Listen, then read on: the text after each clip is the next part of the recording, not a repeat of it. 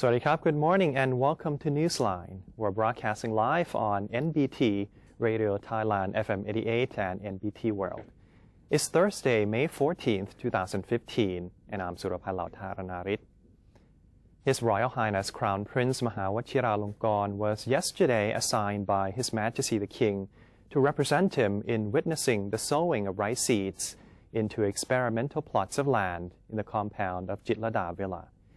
The procedure came after the royal plowing ceremony, which took place earlier in the day at Sanam Luang ground to mark the first plowing of the planting season. The sowing of rice seeds at Jitlada Villa was held to prepare new seeds for use in the royal plowing ceremony next year. Leading the sowing of rice was Praya Ragna, or Lord of the Harvest, who sold rice seeds from gold and silver baskets carried by 4 celestial maidens into the newly turned ground. The role of Praya Ragna was performed by the Permanent Secretary for Agriculture and Cooperatives, while the celestial maidens were officials from the same ministry. Her Royal Highness Princess Pacharakitiyapha also accompanied His Royal Highness the Crown Prince at the event. This year, about 2,700 kilograms of rice grains of different varieties were used in the royal plowing ceremony. Some were also put into small packets and distributed to farmers nationwide to be mixed with their own seeds as an omen to bring good harvest. A number of rice seeds were given to the Rice Research Institute to produce more good seeds for distribution to farmers. This year, at the plowing ceremony, the astrologer predicted that there will be more water in Thailand this year. The oxen chose to eat only sesame and grass during the ceremony, which was presented alongside 5 other items, including rice, corn, green beans, water, and liquor.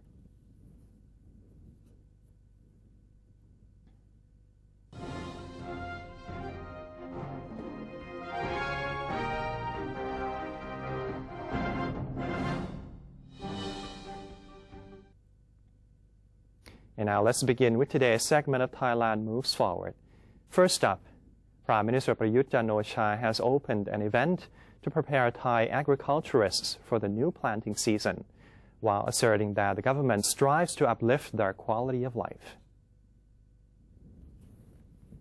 On the occasion of the annual Thai Farmers' Day, Prime Minister Prayut presided over the opening ceremony of a fair aimed at readying farmers for the upcoming crop season. The event is being held by the Ministry of Agriculture and Cooperatives on May 13th and 14th at Impact Mueang Thong Thani. According to Agriculture and Cooperatives Minister Pitipong Phungbun Ayuthaya, the objective is to enable agriculturists and agricultural institutes to exchange experiences and discuss the direction of agricultural development. In his opening address, General Prayut gave an assurance that the government is fully devoted to working for the betterment of agriculturists. In the face of unstable income, high risk of losses, and vulnerability to natural disasters, he encouraged the farmers to take pride in their occupation. Prime Minister Prayut Chan-o-cha has confirmed the government will listen to opinions of sub-district chiefs and village headmen who disagree with the draft charter, stressing that the government needs to follow its national reform roadmap. Prime Minister Prayut called on sub-district chiefs and village headmen not to be worried about the draft charter since it had not yet been finalized. He also discouraged them from organizing movements at this time. Deputy Prime Minister Prawit Wongsuwan said the Ministry of Interior would consider requests of sub-district chiefs and village headmen and forward them to the Cabinet.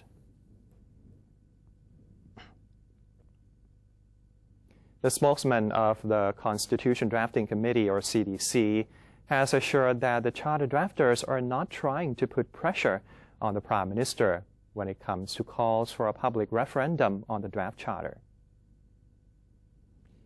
CDC spokesman General Lertrat Ratanawanit said on Wednesday that the charter drafters' letter to Prime Minister Prayut Chan-o-cha, which shows their support for the implementation of a public referendum, should not be considered as something that will add to the pressure on the Premier. General Lertrat said that the Premier has already said that it is the timing that must be right for such a process to take place. He added, however, that it remains the power of General Prayut, the Cabinet, and the National Council for Peace and Order to decide whether a public referendum should be held. The National Legislative Assembly, or NLA, will convene to discuss the current draft constitution on May 15th. NLA's second Vice President, Pirasak Phorjit, revealed that NLA members have agreed that a discussion on the draft constitution will be beneficial for the Assembly's further consideration of the new charter. NLA member Somchai Sawangkan said the discussion will touch on all major chapters of the Constitution, as well as whether a public referendum should be held. Some members of the Thai medical team in Nepal have sustained minor injuries after the second devastating quake hit the country early on Tuesday. A leader of the second medical team from Thailand, Dr. Sarayut Uttamangkapong, said the team members were working at 3 different sites when the 7.3 magnitude quake struck Nepal on Tuesday. Those working on the mountaintop reportedly said the tremors were so strong that some of them lost their balance and fell to the ground. Luckily, they only sustained minor knee and elbow injuries. The second tremor has killed at least 91 people so far, according to the authorities. As Nepal struggles to recover from a magnitude 7.8 earthquake, which devastated much of the country more than 2 weeks ago, another potential disaster is brewing. The annual monsoon season is approaching, and scientists worry that the torrential rains could trigger landslides and put more lives in peril. Another 7.3 magnitude earthquake on Tuesday has only added to those fears. Residents of Nepal's Sindhupalchok district near Kathmandu know how deadly they can be. Last August, a landslide triggered by heavy rains hit the region.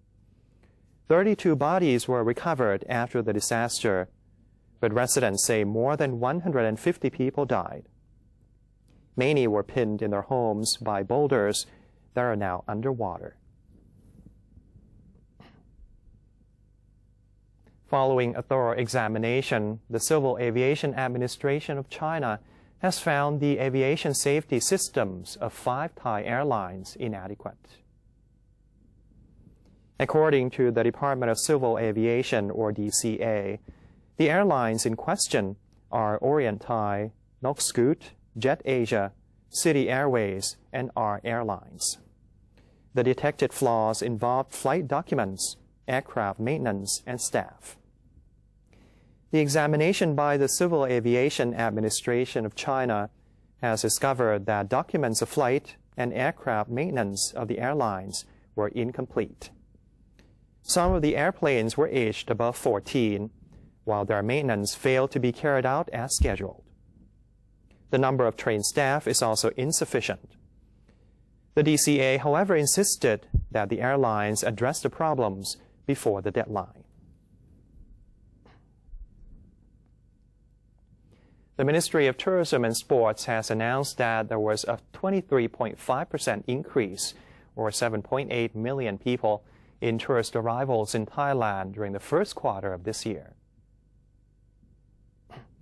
Minister of Tourism and Sports Gopkan Wattanawarangkoon said after the cabinet meeting that the cabinet asked all ministries to encourage their staff to wear clothes made of Thai silk, according to the Discover Thainess project. Local clothes of each province would be worn by the staff in a bid to generate revenue from apparel sales and create a lively atmosphere.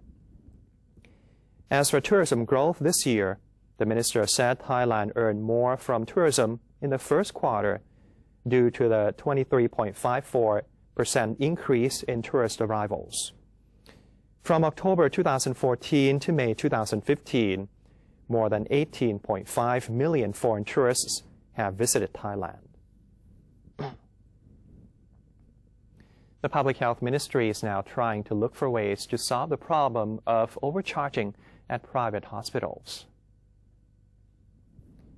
Public Health Minister Dr. Rashatan Nawin said that he has already received a petition from the network of people who have been affected by unfair medical practice. Dr. Rashata said that the petition called for the setting up of a new committee to control all charges by private hospitals and to inspect any miscalculation of medical charges. He said the ministry will review the suggestions while considering all possible approaches to rein in the problems of overcharging reported in treatment bills, medicine bills, and diagnosis charges. The Independent National Rule of Law Commission receives financial support from the Piara Maternity and Child Welfare Foundation under the royal patronage of Her Royal Highness the Princess Mother for its Lighting the Way, Lighting the Mind scheme, a solar panel-based electricity pole installation project in Narathiwat, Pattani, and Yala provinces. Financial aid amounting to 4.5 million baht has been given to Ban Chang Power Company Limited in the name of the foundation to cover the cost of 60 electricity poles and CCTV camera installation in the area of 5 schools and 1 police station in the provinces mentioned. Dr. Ukrit Mongkol Nawin, President of the Executive Committee of the Piara Maternity and Child Welfare Foundation and President of the Independent National Rule of Law Commission, said the project has been undertaken with the objective of reducing the risk of crime in areas where it might have been committed due to poor lighting facilities. And that's the end of today's edition of Thailand Moves Forward. Before we take a quick break, let's have a look at the exchange rates and commodity prices.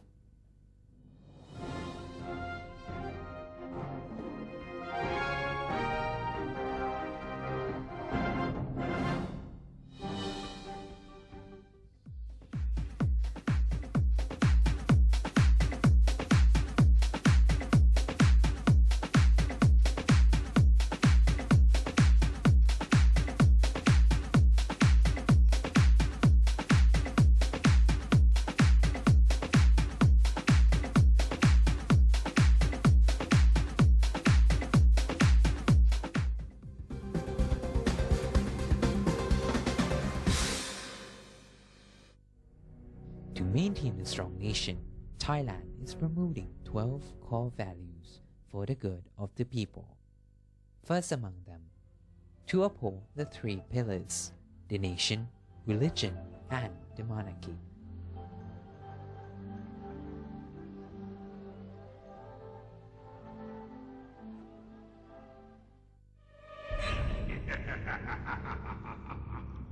Even if we don't see them, they are amongst us.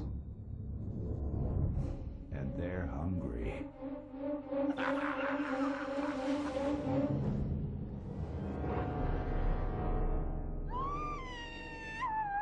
Slay your power-sucking monsters.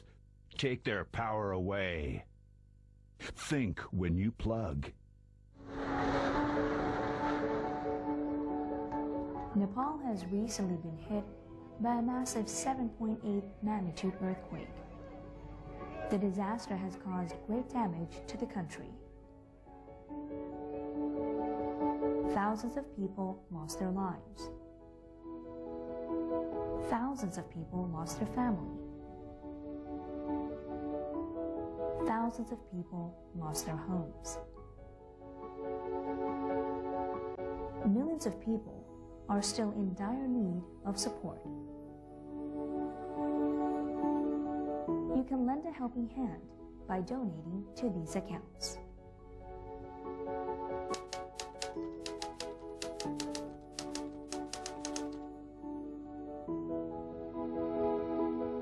received many calls offering help in kind, means trying to send goods, and they are asking how we can help. We are really humbled by the offer of the government and the people of Thailand for our people in Nepal, and we highly appreciate it.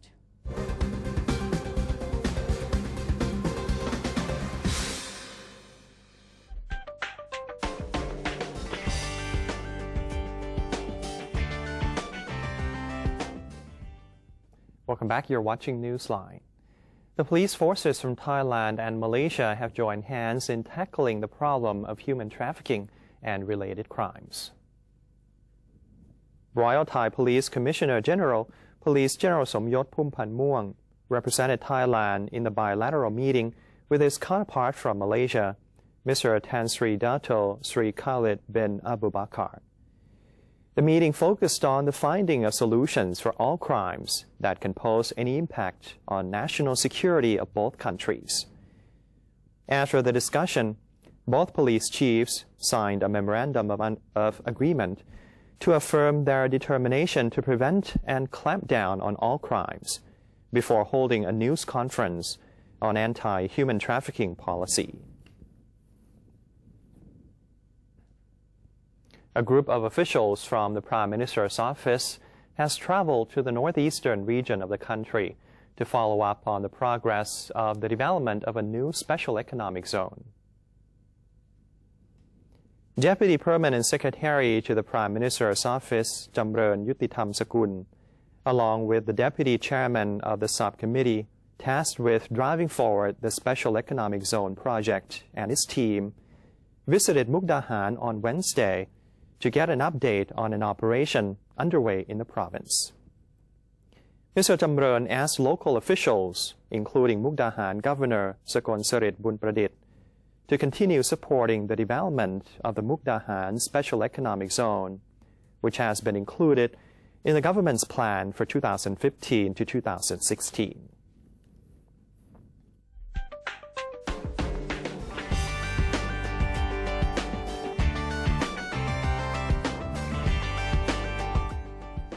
And now moving on to the global front, Philadelphia Mayor Michael Nutter on Wednesday confirmed 7 people had been killed in an Amtrak train derailment, but said that not everyone aboard was accounted for. He also said he couldn't confirm reports that federal investigators' preliminary data showed the Amtrak train was traveling at more than 100 miles per hour, or roughly twice the speed limit when it derailed.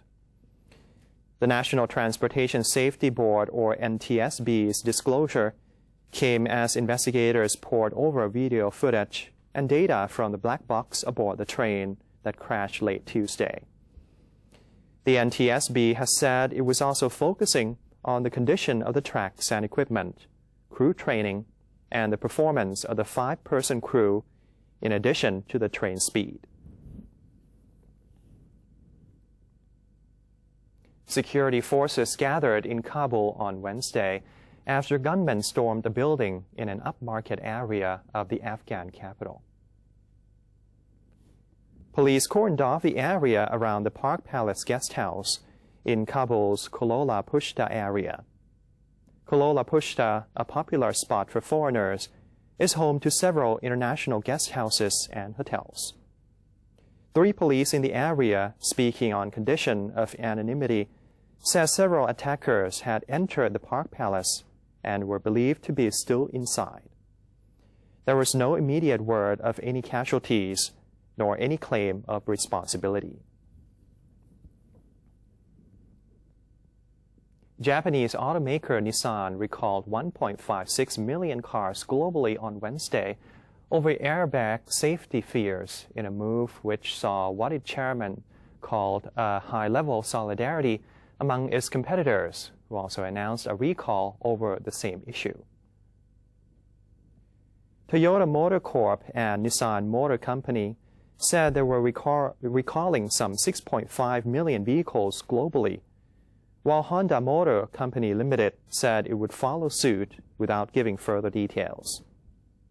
Wednesday's announcements raised to roughly 31 million the number of vehicles recalled worldwide since 2008, over Takata airbag inflators, which can erupt with too much force, spraying shrapnel inside the car. A rare northern white rhinoceros, one of just 5 left on Earth, is undergoing treatment at the San Diego Zoo Safari Park for what veterinarians believe is an abscess under its skin. The 41-year-old female rhino named Nola was found last week to have swelling on her right hip that grew larger until veterinarians on Saturday lanced the site to drain and flush it with saline solution. Samples of tissue and pus taken from the site are being tested, with results expected in a matter of days, though vets do not believe a tumor exists. In the meantime, Nola has been put on a course of antibiotics as a precaution.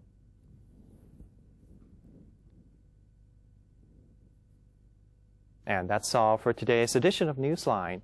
For any comments or suggestions, please feel free to email them to us at newsline.nbt@gmail.com. You can also follow us on Facebook or visit our website at thainews.prd.go.th/newsing. And for today, we're going to say goodbye with a colorful aquarium in Chainat Bird Park. I'm Surapal Lautharanarit. Thank you for your company and have a great day. สวัสดีครับ